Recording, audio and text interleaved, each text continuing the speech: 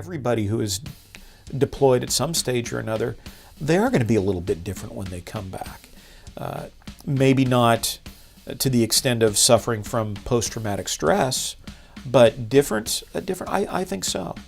One of my friends that went to Afghanistan, he came back. We were at, I think it was a car show, and fireworks went off. And I saw a look on his face that I will never forget. And it was primarily because he thought, his initial reaction was bombs. But once he realized where he was fine. He didn't really freak out that much. When you come back, you're kind of alone, really. It sort of feels like anyway. When you come back home, you kind of have to go back to business. The rent's still waiting for you. You got your bills waiting for you. You know what I mean? It's not like active duty where this is your job all the time and everything's taken care of. You live in the barracks. It's fine. You know what I mean? You got a regular life you just walk back into and you're expected to perform just like that. And for me, I'm like, okay, I came back. I had a month before I had to pay rent and get ready for school. And going to school after that is really hard.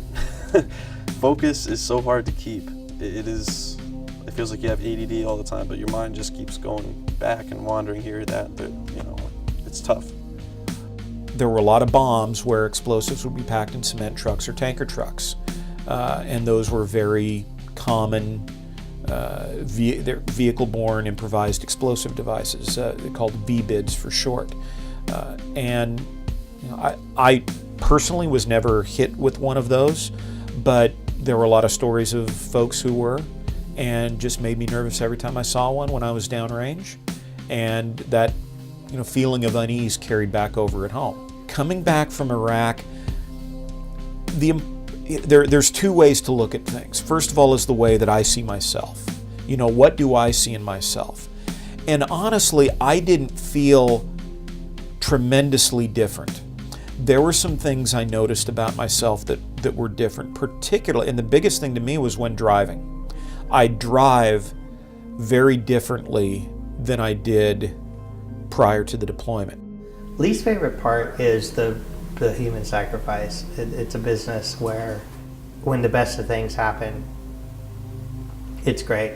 But you know that there's a huge human cost to doing the dirty end of the business. And any professional soldier will tell you that going to war is the least thing that they would want to do. There are certainly some things the government could do better, and by the government I mean the Department of Defense and the Department of Veteran Affairs. But I really do feel that they're making a concerted effort to do the right things. Congress isn't really doing a good job in the fact that they're trying to change things that, again, they don't really know enough about. Marine Corps side, they're trying to change our training a lot. The Marine Corps has been around for 237 years, and our training is exactly the same. They're not really thinking about the little things, like the little people, I guess. They're more concerned with their higher-ups. What's most disturbing is this latest incident where retirement benefits were cut was done in a backroom deal at the late hours of the evening without an opportunity to be debated. And the veterans were the only people in the government that were targeted. No other government agencies, no other government retirement plans were targeted. Only the veterans of this country were targeted in the last incident. If I did my 20 years and I didn't get my retirement, I'd be, furious, because you're either staying in for 20 years for that retirement, or you're staying in for 20 years because you love the Marine Corps. Post-traumatic stress can occur in anybody. I think it can take any number of different forms. Of all the people I know who have suffered, no two cases are the same. Everybody has been shaped by different experiences, by particular experiences that have affected them in certain ways. I think the biggest common denominator, though, is no matter what you did or how you did it, sometime being deployed, you experienced something at some time that affected you. And it didn't have to be a matter of life and death. Just being over there a lot of times, there are occasions of fear. Veterans suffer more mental health issues than civilians do. Well, there's a reason for that. The reason being, if you send 19, 20, 21-year-old kids into a war zone, they're going to come back affected by that. And it's been proven that PTSD, for example, is something that comes out at various stages of life, and needs of veterans is quite different than the needs of the general population.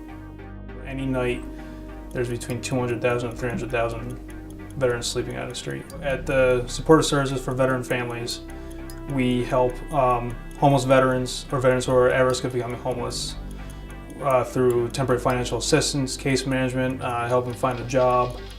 When they come to us, we have a 90-day window to sit down and work with them. So in that 90-day window, we do the whole case management thing. We get them housed. We have a housing first model, so our first priority is to get them housed and off the street. What we do is we go online, we search for apartments, we find an apartment, and we cover the security deposit and the first month's rent. The qualifications for our program: the veteran either has to be street homeless or at risk of becoming homeless. This current fiscal year, since October 1st, we've helped 54 veterans and their families. Like once you've been to the military, unless you have that one employer that's totally against the military, a lot of employers tend to like the military guys or girls. Yeah, I feel like a lot of people are willing to hire veterans.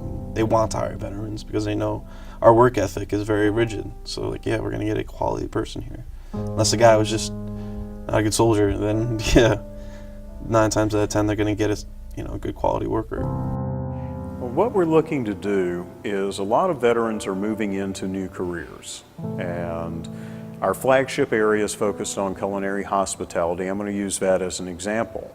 Well, if we can help that young vet get not just a 2-week internship, but let's say a 6-month internship, then they've got something that is more than just a resume item. They've got something that makes them desirable to the market. So if we can help them get that experience, not only could they move to a job at that company, they could end up having places anywhere in the U.S. be more than happy to hire them because they have that background and they got it at Company X.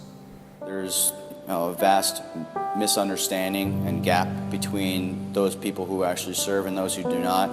The media and certain elements within Hollywood still continue to perpetuate the stereotype of the crazy veteran, and through simple dialogues like what we're having right now, I'm hoping to educate folks that we're just as normal as anybody else. We put our pants on one leg at a time, just like everybody else. So definitely know your sources when you listen to something, and don't be eager to jump to conclusions.